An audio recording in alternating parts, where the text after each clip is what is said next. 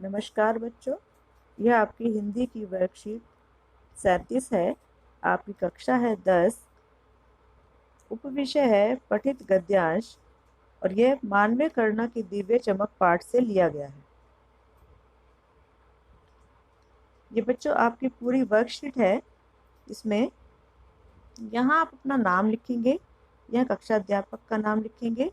यह आपकी वर्कशीट है 37 और पाठ का नाम है मानवीय करुणा की दिव्य चमक। इसमें बच्चा यहाँ पे जो दिया गया है, ये आपने जो पहले पढ़ लिया है वो बताया गया है। ये आपका नया गद्यांश है। यहाँ इसमें येलो कलर से देखो, ये शब्द दिखाई दे रहे हैं। इन शब्दों के अर्थ यहाँ पर दिए गए हैं। ये आपके 4 प्रश्न हैं, 4 में से 3 आपके प्रश्न हैं और ये गतिविधि है जो आपको स्वयं करनी है। इसके बाद अब आगे हम पैराग्राफ पढ़ेंगे बेटा। शुरू में इसमें बताया गया है, बच्चों पिछले कार्यपत्रक में हमने संस्मरण की विशेषताओं और फादर कामिल बुल्के का संक्षिप्त परिचय प्राप्त किया था। इस कार्यपत्रक में हम पाठ में शामिल फादर कामिल बुल्के के व्यक्तित्व को और गहराई से जानने का प्रयास करेंगे। पाठ के लेखक और फादर के बीच के संबंधों को जानेंगे और स्वयं भी अन्य लोगों के साथ आत्मीय संबंध बनाने के लिए प्रेरित होंगे। दिए गए गद्यांश को ध्यानपूर्वक पढ़िए और पूछे गए प्रश्नों के उत्तर लिखिए। अब बेटा हम ये पैराग्राफ पढ़ेंगे।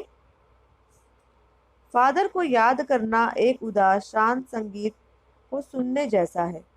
उनको देखना करुणा के निर्मल जल में स्नान करने जैसा था और उनसे बात करना कर्म के संकल्प से भरना था। मुझे परिमल के वे दिन याद आते हैं जब हम सब एक पारिवारिक रिश्ते में बंधे जैसे थे, जिसके बड़े फादर बुल्के थे।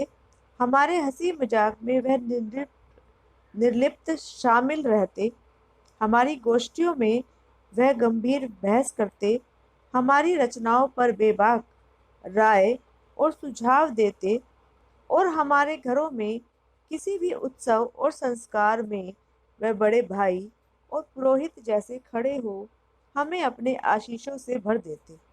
मुझे अपना बच्चा और फादर का उसके मुख में पहली बार अन्न डालना याद आता है और नीली आंखों की चमक में तैरता वात्सल्य भी, जैसे किसी ऊंचाई पर देवदारों की छाया में खड़े हो।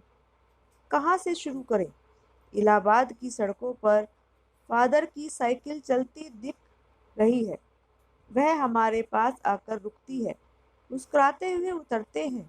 देखिए देखिए, मैंने उसे पढ़ लिया है और मैं कहना चाहता हूँ, उनको क्रोध में कभी नहीं देखा, आवेश में देखा है और ममता तथा प्यार में लबालब छलकता महसूस किया है। अक्सर उन्हें देखकर लगता कि बेल्जियम में इंजीनियरिंग के अंतिम वर्ष में पहुंचकर उनके मन में सन्यासी बनने की इच्छा कैसे जाग गई, जबकि घर भरा पूरा था। 2 भाई, एक बहन, माँ, पिता सभी थे। बच्चे ये आपका पूरा पैराग्राफ है जो फादर बुल्के के व्यक्तित्व को स्पष्ट करता है आपके सामने। यहाँ बेटा देखो, पहले परिमल परिमल शब्द जो दिया हुआ है उसका अर्थ है, यहाँ देखिए, इलाहाबाद का एक हिंदी साहित्यिक समूह। अगला है निर्लिप्त, इसका मतलब है जो किसी में लिप्त ना हो, अर्थात संबंध रहित। तीसरा है गोष्ठियों, गोष्ठियों का मतलब है सभाओं, जो हम सभाएं करते हैं। चौथा है बेबाक, बेबाक का अर्थ है निडर। उसके बाद आशीषों, आशीष का अर्थ होता है आशीर्वाद। उसके बाद अगला है वात्सल्य, वात्सल्य का अर्थ होता है बच्चों के प्रति प्रेम। उसके बाद देवदारू, देवदारू का अर्थ होता है देवदार का वृक्ष। फिर आवेश, आवेश का अर्थ होता है जोश। अब बेटा हम अगली स्लाइड में वर्कशीट पढ़ेंगे, वर्कशीट के जो प्रश्न उत्तर हैं उनको पढ़ेंगे। देखिए यहाँ पर बेटा पहला प्रश्न आपको दिया गया है, लेखक ने फादर को याद करने, देखने और बात करने को किन किन चीजों से जोड़ा है? उसका उत्तर है, लेखक ने फादर को याद करने के लिए एक उदास शांत संगीत सुनने से जोड़ा है, देखने को निर्मल जल में स्नान करने से जोड़ा है और बात करने को कर्म के संकल्प से भरने से जोड़ा है। यानी कि यहाँ 3 बातें ली गई हैं। पहला, याद करना, इसका संबंध उन्होंने जोड़ा है। जैसे हम उदास और शांत संगीत को सुनते हैं तो हमारे मन को बहुत अच्छा लगता है, उससे जोड़ा है उनको याद करने से। जब उनको हम देखते थे तो जैसे निर्मल जल में, शीतल जल में स्नान करके हमें बहुत अच्छा महसूस होता है, ऐसे ही फादर को देखने पर महसूस होता था। तीसरा है बात करने को कर्म के संकल्प से भरने का अर्थ है कि हमें कर्म करने के लिए प्रेरित होना। हम उनसे बात करते थे लेकिन उनसे तो कर्म करने के लिए प्रेरित होते थे कि हमें काम को करना चाहिए। जैसे गोष्ठियों में जाना, सभाओं में जाना, वहाँ आपस में चर्चा करना किसी विषय पर, इन सब कामों में भाग लेने के लिए प्रेरित होते थे। अगला प्रश्न है, लेखक को अपने घर से जुड़ी फादर कामिल बुल्के की कौन सी बातें याद आती है?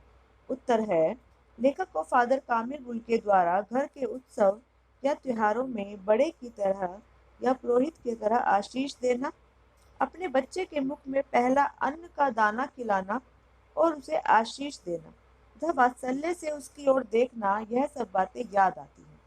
इसके बाद बेटा तीसरा प्रश्न है,